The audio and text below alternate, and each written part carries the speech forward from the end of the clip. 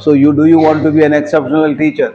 If you want to be an exceptional teacher, you have to break the conventional thought process and the conventional teaching methodologies. You have a lot of potentiality in you. You have to be the ambassador of this school. എനിക്കൊരു ടീച്ചറിനെ അറിയാം. ആ ടീച്ചറുള്ള മാത്തമാറ്റിക്സിന്റെ ടീച്ചറാണ്. ആ ടീച്ചറുള്ളത് പിള്ളേർ പോകത്തുള്ളൂ. Mathematics പഠിപ്പിച്ചാൽ അവർ ഭയങ്കര exceptional mathematics teacher എന്നാണ് പറയുന്നത്. So do you want to be an exceptional teacher?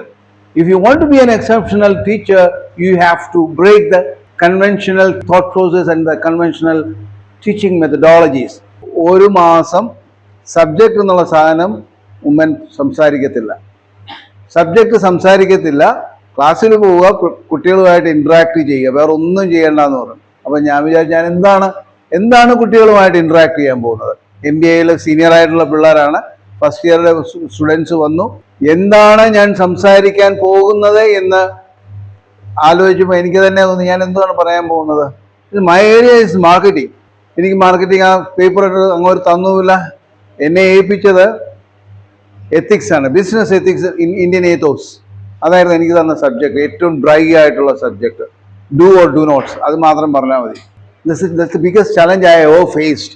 What to say, എന്ത് പറയണമെന്ന് ഒരു ദിവസം മുഴുവൻ ആലോചിച്ച് വരുമ്പം എൻ്റെ ഒരു 14 വർഷത്തെ കോർപ്പറേറ്റ് കരിയറിലുള്ള ഓരോ ദിവസത്തെ അനുഭവങ്ങൾ ഇവരുമായിട്ട് പങ്കുവെച്ചപ്പോഴത്തേക്കിന് I started getting motivated. Because the response from the students was very positive.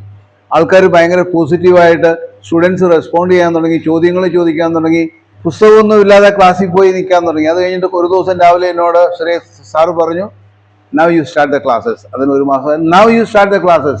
Prepare ചെയ്യാതെ എത്ര നേരം വേണമെങ്കിലും പോയി നിന്ന് ക്ലാസ് എടുക്കാനുള്ള ഒരു കോൺഫിഡൻസ് വന്നത് അന്ന് സിറേഖ് തോമസ് സാർ എന്നോട് പറഞ്ഞത്, അത് കഴിഞ്ഞിട്ട് എന്നോട് വന്ന എൻ്റെ ഡയറക്ടേഴ്സ് എന്നോട് പറഞ്ഞതും തന്നതുമായ ഉപദേശം.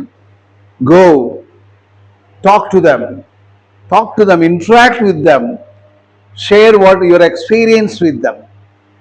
Share your experience with them, and that is going to establish you as a professor in this college. അതെനിക്കൊരു നല്ല അനുഭവം. ഞാൻ നിങ്ങളോട് ഇത് പറയാൻ കാരണം, ഒരു വെൽക്കം സ്പീച്ച് പറയാൻ നേരത്തെ ഇതൊക്കെ തുറന്നു പിടിച്ചുകൊണ്ട് പറയേണ്ടി വന്നു. Do you have to do that? അല്ലാതെ തന്നെ മനസ്സിൽ നിന്ന് പറയാവുന്ന കാര്യമല്ലായിരുന്നു. കളിയാക്കുകയല്ല, ഒരിക്കലും സ്നബ് ചെയ്യല്ല. I just want to tell you, ഒരു ടീച്ചറിന് വേണ്ട ഏറ്റവും വലിയ ക്വാളിറ്റി ഇതൊന്നുമില്ലാതെ ഓപ്പൺ മൈൻഡ്, തുറന്ന പുസ്തകമായിട്ട് മുമ്പിൽ നിന്നിട്ട് എൻ്റെ മനസ്സിൽ വരുന്ന കാര്യങ്ങൾ ഞാൻ നിങ്ങളുമായിട്ട് ഷെയർ ചെയ്യുമ്പോൾ you become A real teacher. ഇത് നമ്മുടെ മനസ്സിലുള്ള ഒരു ഇൻഹിബിഷനാണ്, കഴിവില്ലാഞ്ഞിട്ടൊന്നുമല്ല. ഒരു കോൺഫിഡൻസിൻ്റെ ഒരു ലാക്കുനൈൻ കോൺഫിഡൻസ്, അങ്ങനെ വേണമെങ്കിലും പറയാം. അതായിരിക്കാം ഒരു പക്ഷേ മിസ്സിനെ കൊണ്ട് അങ്ങനെ ചെയ്യും. But you can do that. എല്ലാവർക്കും അത് ചെയ്യാൻ പറ്റും. അപ്പം ഞാൻ എൻ്റെ മുമ്പിൽ വരുന്ന ഇൻ്റർവ്യൂവിന് ഇരിക്കുന്ന ആൾക്കാരോട് എപ്പോഴും ചോദിക്കാറുള്ള കാര്യമാണ്, എത്ര മണിക്കൂർ ക്ലാസ്സിൽ ടെക്സ്റ്റ് ബുക്ക് ഇല്ലാതെ പോകാൻ പറ്റും? എത്ര മണിക്കൂർ? ഞാൻ കോളേജിൽ ഏറ്റവും ഞാൻ ആദ്യം തൊട്ട് പഠിച്ചേക്കുന്നത് മിനിമം 1 മണിക്കൂർ ക്ലാസ് എടുക്കണമെങ്കിൽ മിനിമം 9 മണിക്കൂർ പ്രിപ്പയർ ചെയ്യണമെന്നാണ്. അങ്ങനെയാണെങ്കിൽ നിങ്ങളെ എത്ര മണിക്കൂർ പ്രിപ്പയർ ചെയ്യുന്നുണ്ടാവും? അയാളുടെ നോട്ടൊക്കെ ഇങ്ങനെ ഇരിപ്പുണ്ട്. Is a chemistry teacher. നോട്ടൊക്കെ ഇരിപ്പുണ്ട്. ഞാൻ വെറുതെ എടുത്ത് നോക്കി, ടീച്ചിങ് നോട്ട് ഇരിക്കുന്നുണ്ട്, അതിലെടുത്ത് നോക്കി.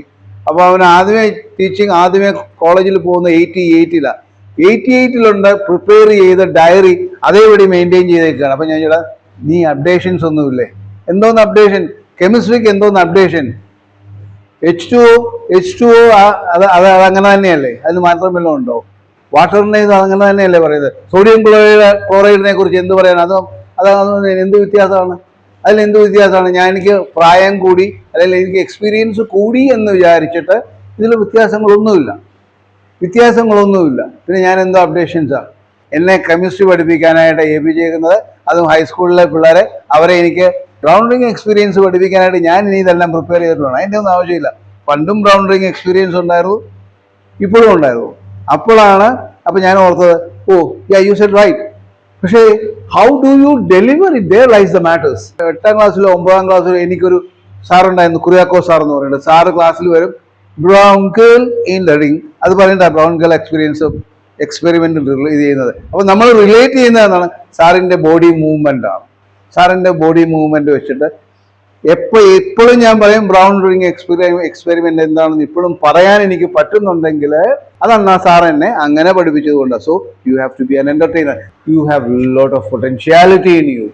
U have to be the ambassador of the school. അല്ലെ, ഇന്ന ടീച്ചർ ഇന്നടത്തുണ്ട് എന്ന് പറഞ്ഞിട്ട് എനിക്കൊരു ടീച്ചറിനെ അറിയാം. ആ ടീച്ചറുള്ള മാത്തമാറ്റിക്സിന്റെ ടീച്ചറാണ്. ആ ടീച്ചർ ഉള്ളിടത്ത് പിള്ളേർ പോകത്തുള്ളൂ. മാത്തമാറ്റിക്സ് പഠിപ്പിച്ചാൽ അവർ ഭയങ്കര എക്സെപ്ഷണൽ മാത്തമാറ്റിക്സ് ടീച്ചർ എന്നാണ് പറയുന്നത്.